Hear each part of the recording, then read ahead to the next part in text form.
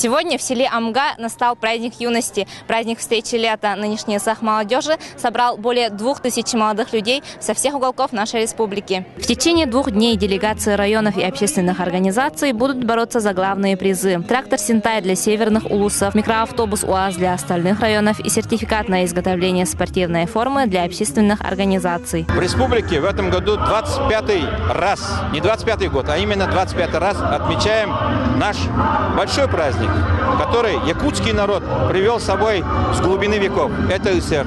Этот праздник интернациональный сегодня. Этот праздник, который нас объединяет. Праздник дружбы, праздник благоденствия, праздник, который создает радостное настроение, желание жить дальше, творить, удивлять мир на этой северной земле сильным желанием жить дальше, радоваться родной природе, вот этой зелени, вот этому солнцу. И якутский алгыс, который в этот день звучит, он звучит для всех, для наших гостей, для всех, кто живет в республике Саха-Якутия. Потому что мы все якутяне. Мы живем одной единственной и сильной объединяющей целью, задачей – жить дальше, чтобы у нас было больше, чтобы на этой земле было комфортно, качественно и счастливо жить.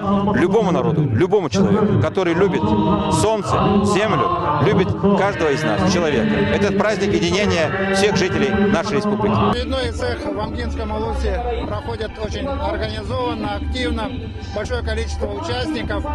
Нововведениями нынешнего цеха является то, что мы проводим конкурс среди молодых кузнецов, проводим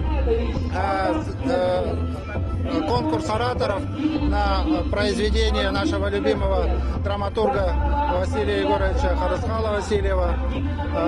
Сегодня здесь мы в организационной теме тоже новинки внесли, потому что такая авторитетная молодежная организация, как профсоюз студенчества нашего университета, сегодня не как участники, а как организаторы выступают, помогают нам в организации проведения конкурсов, смотрят за порядком, ну и вдохновляют молодых ребят, которые учатся в университете.